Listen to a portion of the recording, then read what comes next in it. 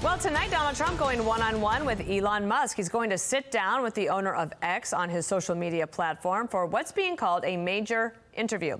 And all this is coming as Kamala Harris goes 22 days and counting without holding a news conference. Bryan Llenas tracking all of this for us. Hi, Bryan. Good morning. Hey, Dana. Good morning. Well, look, all eyes will be on that. It's at 8 p.m. Eastern tonight. Elon Musk will interview former President Trump in a live-streamed conversation on X. Musk, who has endorsed Trump, posting, quote, "This is unscripted with no limits on subject matter, so should be highly entertaining." Trump's interview tonight comes after his running mate J.D. Vance appeared on 3 different Sunday political talk shows yesterday. The media blitz underscoring that Vice President Kamala Harris and her running mate, Governor Tim Walz, have not had a press conference and neither have sat down for an interview in the last 22 days. Vance went on the attack over the weekend, calling Harris a chameleon who flip-flops on issues. He accused Walz of lying about his military record for political gain. The Harris campaign says Walz misspoke in saying he served in war during his 24 years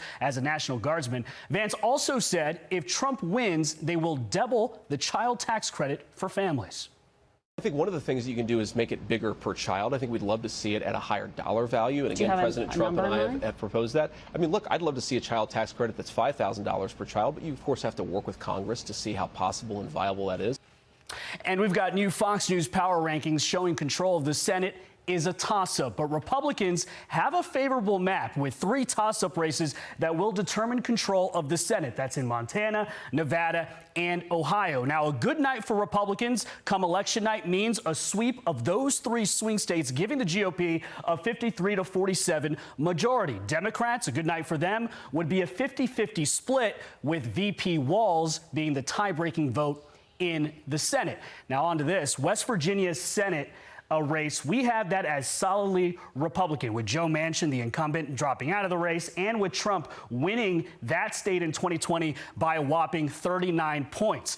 The key factor in deciding control of the Senate may be the voters' appetite for ticket splitting in Montana and in Ohio. You'll notice there that Trump won Montana by 16 points in 2020. He won Ohio by 8 points in 2020. Now, that's 2 years earlier. The moderate Democratic senators there, John Tester and Sherrod Brown, won those states by about 4 and 7 points, respectively. The question is, Dana, how many Republicans will buck their party and vote for the Democratic Senate incumbent this time around? It's really interesting. So we're about 80 or so days out, and it's good to have these power rankings that just got released here on America's Newsroom. Thank you, Bryan. Of course.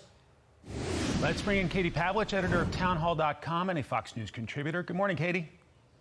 Good morning. Happy Monday. Here we go. So according to our Fox News power rankings, it's essentially a toss-up in the Senate. 50 Republicans, the projection, 47 Democrats, with 3 up for grabs: Montana, Nevada, and Ohio. What's your assessment, Katie?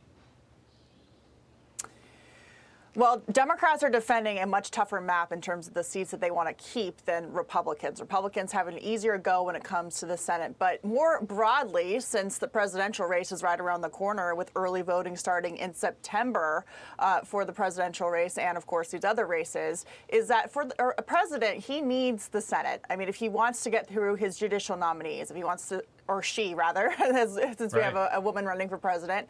If you want to staff your, if you want to get your judicial nominees, you want to staff your administration.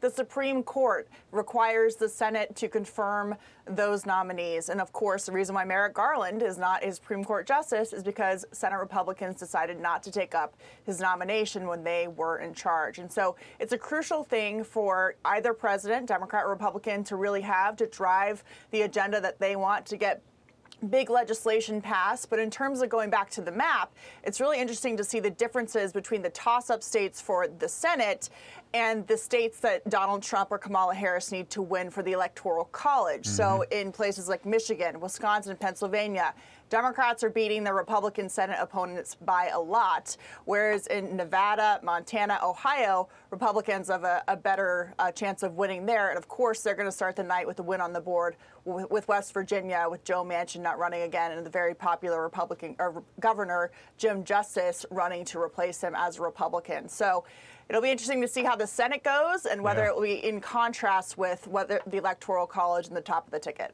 According to our brand new Fox News Power Rankings, a good night for the Democrats would be a 50-50 Senate. For the Republicans, 53-47. Bryan made reference to ticket splitting. I'm curious about Deep Blue Maryland. You've got Larry Hogan, a popular former two-term governor, running there. Obviously, President Trump is not expected to carry Maryland, but what about Hogan?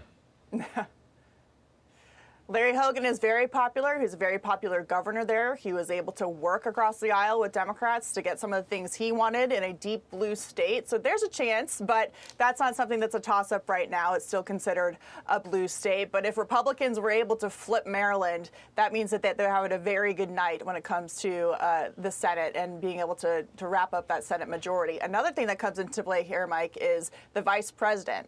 So if the Senate goes to 50 and we need a tie-breaking vote, the vice president is the one who would break that vote. And so currently, Vice President Kamala Harris has played that role.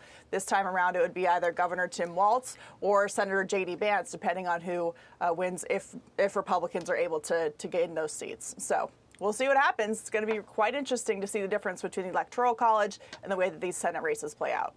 Katie and I did not plan our outfits, but it does look pretty good. Katie, great to see you. Have a great week. Good to see you. You too. I'm Steve Doocy. I'm Brian Kilmeade. And I'm Ainsley Earhart. And click here to subscribe to the Fox News YouTube page to catch our hottest interviews and most compelling analysis.